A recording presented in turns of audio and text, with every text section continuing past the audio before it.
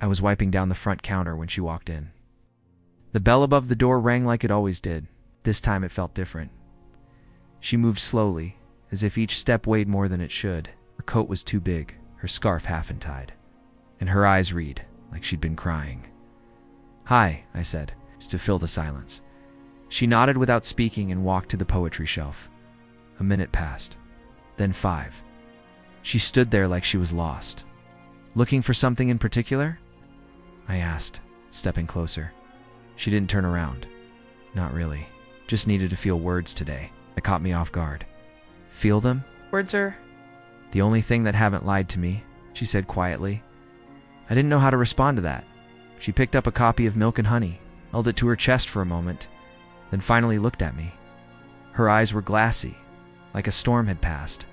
"Through them, I'll take this," she whispered. I rang her up. "You okay?" She gave a tiny laugh. That's a dangerous question to ask someone who's barely holding it together. I hesitated. "Sorry, you just look like you've had a hard day." "I've had a hard year." She took the book and turned to leave. "Wait," I said before I could stop myself. "You come here often?" She paused at the door. "I might now." The bell rang again as she left. I stood there for a while, staring at the door. That night I couldn't sleep. I kept hearing her voice, kept seeing her face. The next Saturday, at exactly 5, she came back. Same coat, same tired eyes. "Different book, hey?" I said, trying not to sound too eager. "You remember me?" She said, surprised. "Kind of hard to forget someone who walks in like a poem." She laughed, soft and unexpected. "That's a line." "Yeah, but it's true." She wandered the shelves again. This time, she wasn't crying, just quiet. "I'm Ethan," I said. She looked at me for a second. "Rachel, nice to meet you again. I didn't think you'd remember." I remembered everything. Raised an eyebrow. "Everything?" "The way you held that book like it was the last thing keeping you alive." She lowered her gaze. "It was... sorry." "Stop saying sorry," she said sharply, then softened. "You don't have to fix it. Just be here." I nodded. She sat in the reading nook by the window. I brought her tea, something the shop technically didn't allow. "You always give tea to customers?" she asked. "Only the ones who need it." She took it, sipped, and stared out the window. "I used to read all the time," she said, before everything got heavy. "What happened?" She didn't answer. Instead, she asked, "How old are you?" 24. "You." She smiled like it hurt. "Old enough to know better." That's not an answer. She ignored that. "You like working here? It's quiet. Books don't argue. And I get to meet strange, sad women who talk like poetry." She chuckled. "Careful, I might start coming here just to hear you say that again." "I wouldn't mind." She grew quiet again. Then she whispered, "Do you believe people can start over? Maybe if they want to." "I don't know if I do." Silence filled the air again. "I used to want to write," she said, "but I gave that up." "Why?" "Because the person I loved didn't love it. I thought loving him meant killing parts of me." I swallowed hard. "You don't seem dead to me." She looked at me like she wanted to cry again. "I come here to remember who I was," she whispered. "I'm glad you did." She stood up slowly. "I'll see you next week. I'll be here." And she did come back. Every Saturday at 5. We didn't exchange numbers. We didn't hug. We just talked about books, life, silence, pain. She told me about the authors she used to love, Plath, Bukowski, Atwood. I told her about my own dreams of writing. She listened like no one ever had. "I don't know why I tell you things." She said one evening, "Maybe because I listen. What's more than that?" She paused. "You don't look at me like I'm broken." "I don't think you are." She blinked fast, like she was trying to hold something back. "You don't know me?" "I'd like to." "You shouldn't." "I want to. You're too young. Age doesn't stop pain." She sighed. "Neither does poetry, Ethan, but it helps." And I knew right then I was falling. Not fast, but deep. She came every Saturday after that. And every time she left, she took a little more of me with her. I didn't know what this was. I didn't care. All I knew was Rachel cried the first time I met her. Somehow I've been crying inside ever since. Asterisk 5 o'clock again, I muttered, glancing at the door as the bell rang.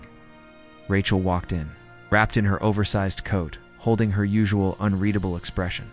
She moved like she was gliding through fog. "You're early?" I said. She looked at the clock.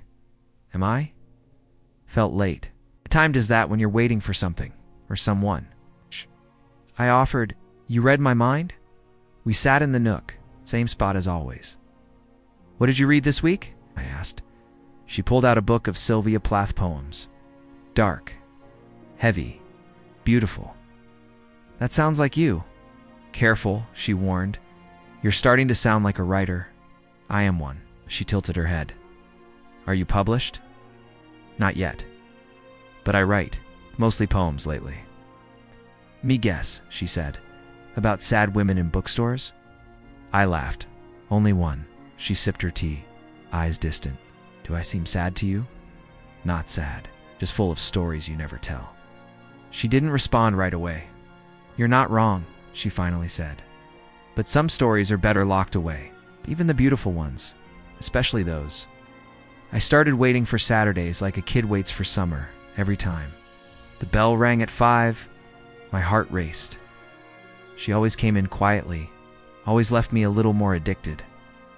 You're glowing, Anna said one Monday, huh? Don't play dumb. What's her name? I pretended to sort the shelf. No one, Anna. Raised an eyebrow. It's the woman, isn't it? The one who only shows up weekends. She has a name, I mumbled. Oh, so you do know her, Rachel. Anna folded her arms. She's older than you. Way older. Hey, you don't know that. I know. What I see, and I see you falling for someone who's not going to fall back. I stayed silent. She's married, Anna added. My head snapped up. What? I saw her last week. She left here and got into a car with a man. Wedding ring, suit. Your weekend woman isn't single. She never said she was married. You never asked. I didn't sleep that night. Saturday came anyway. She walked in like always, but everything felt different, heavier. You look tense, she said. Am I? I forced a smile. Long day. She set her bag down. I brought you something. Book? Nope. A poem. I wrote it this morning. You write? Used to. Thought I'd try again. I opened the folded page. Her handwriting was soft, almost shy. You wrote this about me, I said. She didn't deny it. Maybe. I want to ask you something, I said, voice low. She looked up. Go ahead. Are you married? She blinked. Long silence. Then, does it matter? Yes, she exhaled. Then yes, I am. To him, yes. And you still come here? I come here, she whispered, because it's the only place I feel seen. I didn't know what to say. She stood up. I understand if you want me to stop, don't. Ethan, no. Don't stop coming. Her eyes softened. You sure? I'm not sure about anything, except that I want you here, okay? She said, then I'll keep coming. I started writing poems again. It's not just poems or chill poems. Every line was her voice, her hands, her silence. Anna found one on my notebook. She moves like regret wrapped in silk. She read aloud. You're serious about her. I never said I wasn't. But she's married, Ethan. Hey. No, she's using you. No, she's not. She's escaping, Anna snapped. You're just the exit. Then let her use me, I said. Let me be the place she breathes.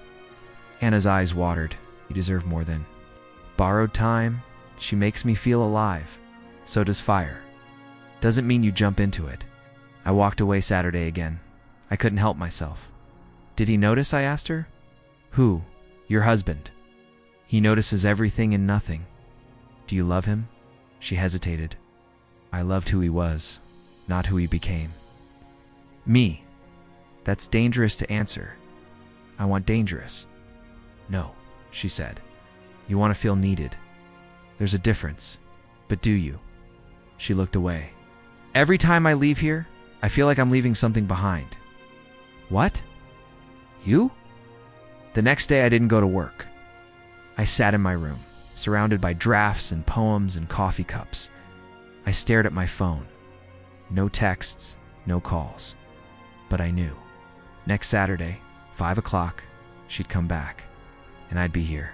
Still waiting, still writing, still drowning in her. Rain hit the windows hard that evening. The bookstore was nearly empty, except for her and me. Rachel stood near the poetry section, staring at a torn book cover like it held some answer. "You okay?" I asked. She didn't turn. "You ever feel like you're about to break, but you're afraid of the sound it'll make?" "Yeah," I said. "All the time." She slowly looked at me. Her eyes were darker tonight, tired, glassy. "I need to tell you something, okay?" She stepped closer, almost afraid of her own voice.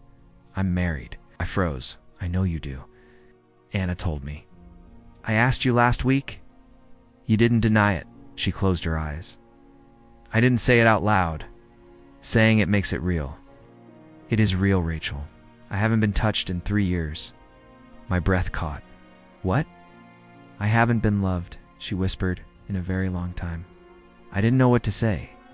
Every word died in my throat. "I sleep on the edge of the bed," she said. "He doesn't notice when I cry. I cook for 2, but eat alone." "Why stay?" "'Cause I forgot how to leave." Silence pressed against us. I reached for her hand. "You're not alone now." She didn't pull away. Her fingers shook, but she let them stay in mine. "Ethan," she whispered, "this is wrong." "Then why does it feel right?" "Can't do this. Not asking for forever. Just this moment."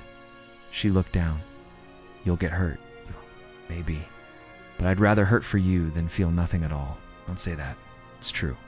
Rain slammed harder against the glass. She finally looked at me, really looked. "You make me feel like I'm still alive." "I don't want you to just feel alive," I said. "I want you to be alive." She stepped closer. Her breath touched my cheek. "Do you think about me?" she asked all the time. "At night." She paused. "What do you think about your voice, your silence? It's the way you look at books like they're people who once loved you." She smiled sadly. "That's exactly how I see them." "I know." "How?" she asked. "Because I look at you the same way." We stood in the back hallway behind the shop later that evening. The lights dimmed, the storm still raging outside. "I shouldn't be here," she murmured. "But you are. I didn't come for this." "Then why did you come?" She hesitated. "To be seen, to be touched by something real, then stay." "I'm scared. So am I." I leaned in, unsure if I'd regret it. But she didn't move. Our lips met, soft, uncertain, desperate. She kissed me like she'd been starving for years. I kissed her like I'd been waiting all my life. When we pulled apart, she didn't speak for a long time. "I can't give you what you deserve." She whispered, "I don't want what I deserve. I want you." "You don't know what that means?" "I do now." She brushed my cheek. "You're too young to carry someone like me." "Then let me break under the weight. At least I'll break for something beautiful." She leaned her forehead against mine. "This is a mistake." "Then let's keep making it." Later, she sat on the floor of the stockroom, knees pulled to her chest. I sat beside her, quiet. "I didn't think anyone would ever touch me again," she said. "I didn't think I'd ever feel this much." "This isn't love," she said. "I know. It's something else. Something worse." "Maybe," I said, "but I'm not letting go." "You should." "I won't. I'll ruin you. I'll survive." She laughed bitterly. "Not supposed to fall for someone like me. I'm not supposed to feel anything at all." She looked at me. "Then what are we doing? Trying to feel something that makes the pain worth it?" She stared at her hands. "I wish I met you before. I wish I met you when you still believed in happy endings." "I don't," she said. "I do," I whispered. Before she left, she stood by the door, hesitating. "I'll come next week," she said softly. "Promise." She nodded. "But Ethan, what?" "No more kisses." I stepped closer. "Then no more lies." She held my gaze. "Deal." She left without looking back. I sat alone for an hour after, staring at the space where she stood. I didn't feel guilty. I didn't feel scared. I only felt one thing. She told me her truth. And now it was mine too. "You ever miss who you used to be?" Rachel asked, sitting cross-legged on the floor between the poetry shelves. All the time, I said. Why? I used to laugh louder, cry less. I wrote poems about rain and hope. Now I write grocery lists and forget to eat. I slid down next to her. Then why'd you stop writing? 'Cause he laughed at it. She whispered, called it a hobby, said I was wasting time. I clenched my jaw. You weren't. Know that now? Back then, I believed him. You don't anymore?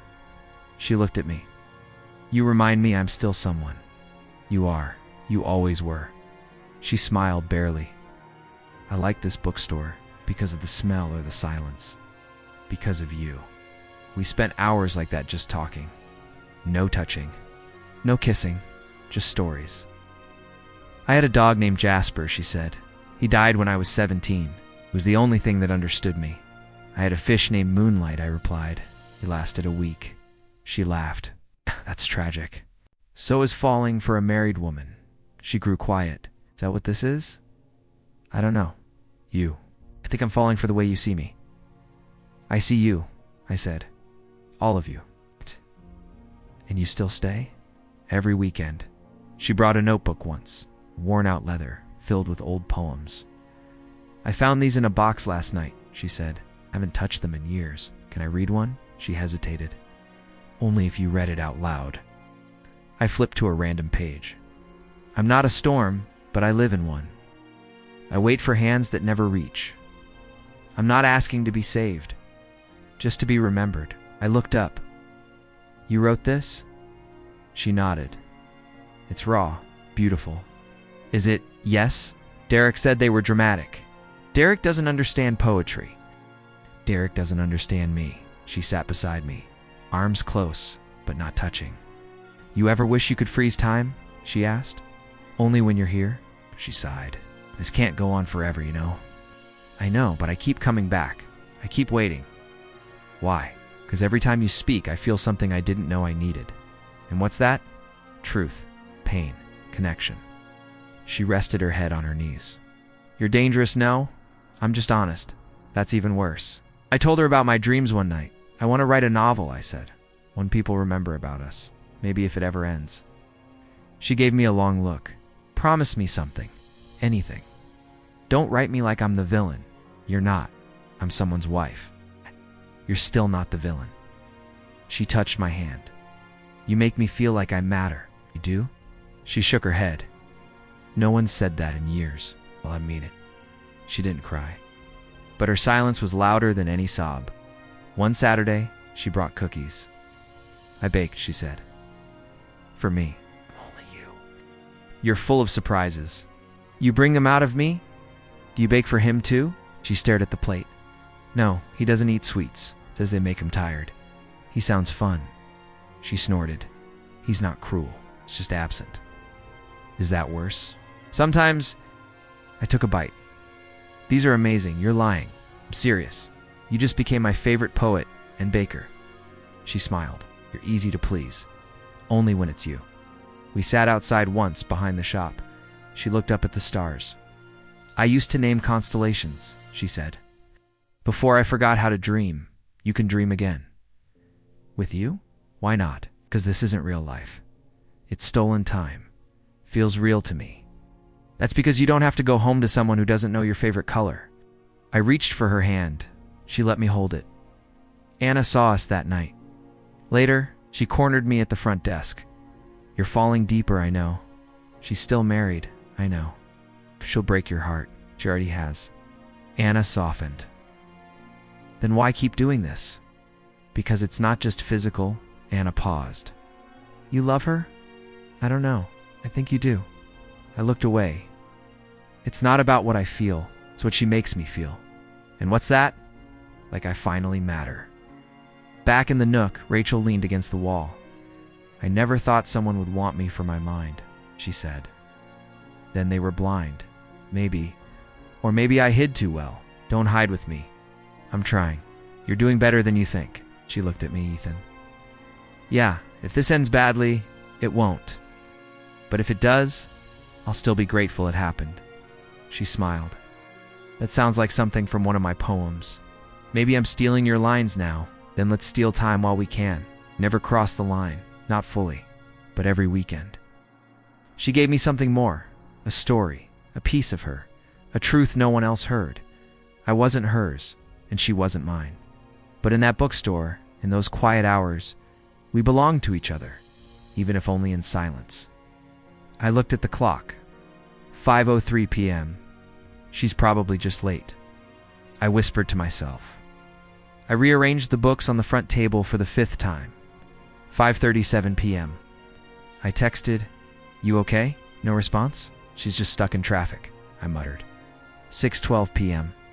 I called her, no answer. 6:45 p.m. "She always comes," I told Anna. Anna raised an eyebrow. "Maybe not tonight," she said she would. "She's married, Ethan." I didn't respond. By 7:18, my fingers were shaking. Liam walked in just as I was staring at my phone again. "Still no reply?" he asked. I shook my head. Nothing. Not even a "can't come" or "sorry." Maybe something came up. "She always says something," Liam gave me a look. "You okay?" I don't know. We sat on the curb outside the shop. The streetlights buzzed. "She's not." "Coming," I said. Liam leaned back. "You sure you want to do this to yourself?" "I already am. She's married." "I know. Then act like it. It's not that simple." "Yes, it is. You're the escape, not the destination." "Don't say that. Someone has to." I stayed quiet. Liam added, "Look, I get it. She makes you feel special. But she's not here.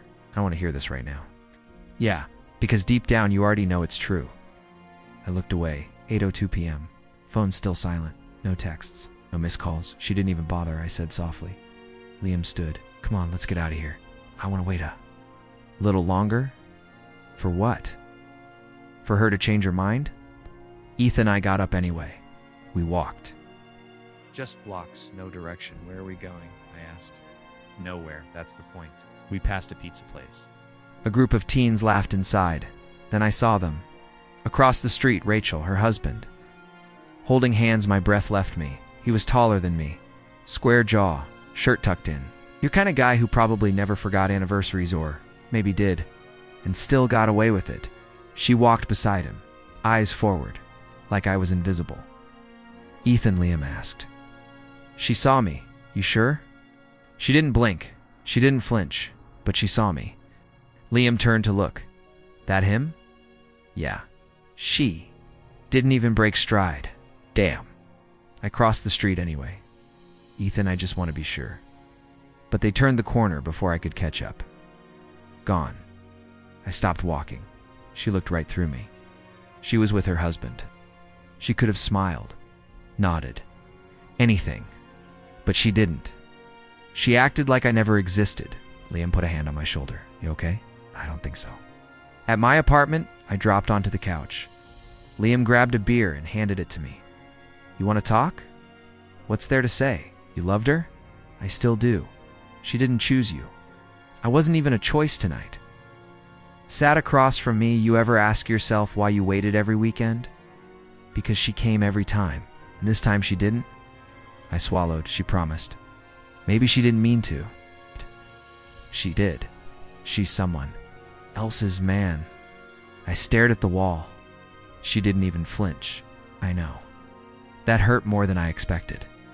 I know that too. I finally spoke. She used to smile when she saw me. I bet she read me her poetry. She probably needed that. Needed me. The version of you that filled a space she didn't get at home. I looked at him. "You think I was just a substitute?" "I think you were real, but temporary." I turned off my phone. If she texts now, I don't want to see it. Good. Won't though. You don't know that. I leaned back. I hate how quiet it is when she's not around. That's grief. It feels like betrayal. It is. Liam stood to leave. "You need anything? I'm a call away." "Thanks." He paused at the door. "Don't let her make you feel small. She already did." He looked at me. "Then don't let her do it again." Alone, I stared at the phone again. Still dark. I thought about her hands in his. I thought about how she didn't even blink. I thought about how I didn't matter outside. That bookstore? I laid down on the floor. The silence was loud, and for the first time, wasn't sure if she'd ever come back. Asterisk, my phone buzzed. One message, I can't see you anymore. Please don't text. That was it. No explanation. No goodbye. I stared at it for a full minute. Then I read it again and again. Then I turned my phone off. Anna found me an hour later, sitting on the bookstore floor with my head in my hands. She texted, didn't she? She asked softly. I nodded. Double quotes bad. Handed her the phone, read it. She looked, frowned, and whispered, That's it? That's it? Not even a sorry? Nope. She sat beside me. You okay? I didn't answer. I went home and grabbed every poem she ever gave. Me, every folded piece of paper with her messy handwriting. I threw them into a box. Her favorite book. Into the trash. The mug she once said felt like her. Smashed. The scarf she forgot once and told me to keep. Burned Anna knocked as the fire crackled in my backyard. What are you doing? She asked. Getting rid of her? You sure? Shh. Already gone. Anna watched me throw another book into the flames. She really meant that message. She said, Don't text. That's all I needed. Anna was quiet for a second. Want me to stay? Please. I sat on the ground, watching. The pages curl and blacken. Anna crouched beside me. Hurts, huh? She didn't even say goodbye. She chose him. I was stupid to think she wouldn't. You weren't stupid, she said. Just hopeful. I looked at her. Do you think I was just a game to her? Anna shook her head. Not a game. An escape. Same thing. No. She said. Games are played. Escapes are needed. I closed my eyes. She told me she felt alive with me. She probably did. Then why walk away? She was never planning to stay. I clenched my jaw. Why didn't I see that? 'Cause you loved her. Sat in silence. Then Anna spoke again. She gave you pieces of herself. Ethan, but she was never giving you her whole life. I wanted it all. She couldn't. She didn't even try. Anna looked at me. That's what hurts the most, isn't it? I nodded. Yeah. She stood and dusted her jeans. Want tea? I don't deserve tea. You deserve better than her. I tried to laugh. It came out broken. I thought I was different, I said. You were. That's why she came to you. Then why am I the one hurting? Because you cared more. Stared at the fire again. She told me he made her feel invisible. And then she made you feel the same. I didn't speak. Anna sat down again, her voice softer. You know what's worse? What? She probably thinks she did the right thing. That hit harder than I expected. She thinks ghosting. Me was kindness. She thinks fading out is easier than a real goodbye. Coward, I muttered. Maybe Anna said, but it's over. Oh. I picked up one last note. Her handwriting curved across the page like it always did, loopy. It's dramatic. I didn't read it. I threw it in. The paper curled, turned black, then disappeared. I was never her future. I said. Anna nodded slowly. No, I was just weekends. She made you feel like more? She let me believe it. It's on her. I pulled my knees to my chest. Why'd she say all those things if she never meant them? Maybe she meant them in the moment. And now, she chose her. Life, her house, her ring, and left me in ashes. Anna placed a hand on my shoulder. She left herself too. The version of her that existed with you, that's gone now. Don't romanticize it. I'm not. It's just reminding you she wasn't pretending. She was splitting. I looked at Anna. You always know what to say. I don't. I just know what it feels like. To be left. To be the escape. I stared at her. You ever say goodbye? No. Just stopped showing up. Sounds familiar. Yeah. I wiped my face. Tired. You haven't even moved all day. I'm tired in the soul. Anna gave a sad smile. You'll get back up. When? Not tonight. We sat in silence for a while, both staring at the glowing embers. I thought she was the one. I said she was someone. Not the one. Anna stood up and pulled me to my feet. Come inside. You can sleep on the couch. I'll make toast. I don't want toast. She smirked. You will in 10 minutes. Back inside, the room felt colder than I remembered. Or maybe I was just emptier. I laid down, staring at the ceiling. Anna came in with tea and said, "She's not coming back." I didn't respond. She placed the mug down. "But you will!" "Dear Rachel, tonight I walked past the bench where we used to sit. It still creaks when I lean back like it remembers us. Do you?" I folded the paper, didn't sign it, didn't seal it, just added it to the pile. Anna walked in. Another one, I nodded. Double quotes, how many is that now? 32. She raised an eyebrow. You ever gonna send one? No. Then why write them? Because I need to talk to her. Anna sat beside me, even if she'll never hear it. Especially then. The next night I wrote again. Dear Rachel, I heard a song that reminded me of you. The chorus hit hard. She walked away like love wasn't real. That line felt like you wrote it. Anna leaned on the kitchen counter. Is it helping? No. Then stop. I can't. Why? Because if I don't talk to her, I'll forget what her voice sounded like in my head. I lit a candle one night and pulled out her scarf, not to smell it, not to feel close, just to remember that it once belonged to her. I didn't cry, not that night, Anna said. You're healing in slow motion. I'd rather limp than lie too. Myself, I respect that, she said. But one day you'll have to walk again.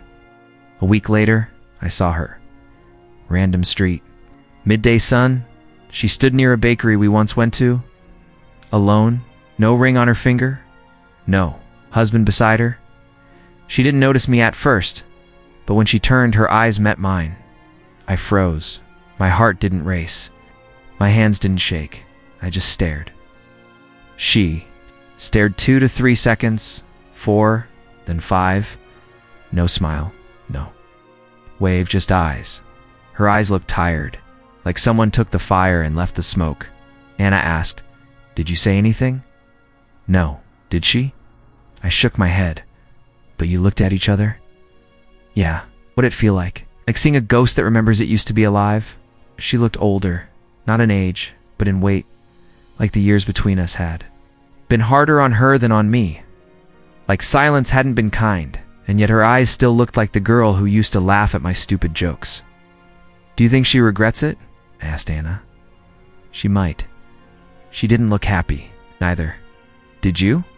I'm not. She saw that too. I pulled out a blank page that night and wrote slower than usual. Dear Rachel, today I saw you. You didn't say anything. You didn't have to. I saw it all in your eyes. Regret, pain, maybe. Even something like love. But it doesn't matter anymore. I've said goodbye 100 times. You just weren't there to hear it. Anna read that one. It's the first time I let her. She folded the paper, handed it back. That's the last one, isn't it? I think so. Sure. I finally ran out of things to say. She nodded slowly. You didn't need closure from her. You gave it to yourself. I smiled faintly. No reply was her reply. Anna poured me tea. What now? I stop writing. And start living? Trying, at least. That night, I sat on the floor and read the first letter I ever wrote. It was soft, hopeful. It ended with, one day maybe we'll find our way back to each other. I crossed out the last line. Then I folded it, placed it at the bottom of the stack, and put the whole pile in a drawer I didn't plan to open again. I don't hate her, I told Anna. You never did. She just made a choice. You learned from it. I went for a walk the next day, past the same bench again. It creaked, but this time, I didn't sit. I kept walking. Asterisk, I thought you'd stopped writing, Anna said, sipping coffee beside me. I had. So what changed? I walked by the bookstore last week, saw a girl sitting where Rachel used to sit. She was reading poetry. It's made me remember. And remembering made you write. What? Yeah, just not for her. The wind outside tapped the windows gently. A glanced at the notebook on my lap. Is that the story? It is. May I? I handed it over. She read in silence, Halfway through, she blinked hard, wiped her eyes at the end. She looked up. It's beautiful. You knew it was about her? I did, but it's not for her. No, she exhaled slowly. You didn't blame her in this. I didn't want to. You forgave her? I just stopped waiting for her to say sorry. 3 weeks later, the magazine emailed me. We'd love to publish your short story in our spring issue, I read aloud. Anna clapped. I knew. It's not even a big magazine. It doesn't matter. You let something go, and now something's coming back. Saturday morning, same bookstore, same corner table. I sat down with a pen and a small coffee. Not to wait, just to be. Anna had said earlier, you sure you want to go back there? Yeah. Won't it hurt? Maybe, but it doesn't paralyze me anymore. I watched people walk in and out. No familiar faces, no brown eyes scanning the shelves like they used to, no perfume lingering in the poetry aisle, just me. A kid walked past my table, dropped a book. I picked it up. A copy of Neruda. I smiled. Rachel. Used to underline the same poem. Still coming here, huh? Anna asked that evening, every Saturday, to remember her. To remember who I was with her. Is that a good thing? It helps me see how far I've come. She touched my shoulder gently. You've changed. I had to. Does it feel like healing? It feels like breathing without checking if she's in the room. Mailed a copy of the magazine to myself. Framed the story. Hung it above my desk. Not because it was good, but because it came from pain. I survived. Anna smiled when she saw the frame. Feels full circle, doesn't it? Almost. Missing? I haven't written a story that isn't about her. You will. The bookstore owner waved at me one day. You're here every week. Habit, I guess. Same table, same coffee, same pen. Some things don't need to change. He nodded. As long as they don't stop you from changing. That night, I started a new story. Not about love, not about heartbreak, just about a boy who wanted to find his voice again. Anna peeked in. What's this one about? Me. Finally, Rachel never came back. No calls. No texts. No sudden visit with trembling hands and teary eyes. But I didn't expect that anymore. I think she moved away. I told Anna. Maybe she had to. Maybe I did too, just without leaving. Sat in the bookstore one morning, staring at a blank page. I didn't feel lost. I didn't feel broken. I just felt still. A little girl laughed near the window. She pointed at a book and her mom smiled. I watched them for a minute, then wrote my opening line. Some memories live in places, not people. Is this healing? I asked Anna. It's becoming. The bookstore's lights flickered as the day ended. I closed my notebook and stood up. Looked at the seat across from me, empty, and that was okay. Asterisk letter came for you, the bookstore owner said, sliding an envelope across the counter. No sender, just your name. No return address. I turned it over.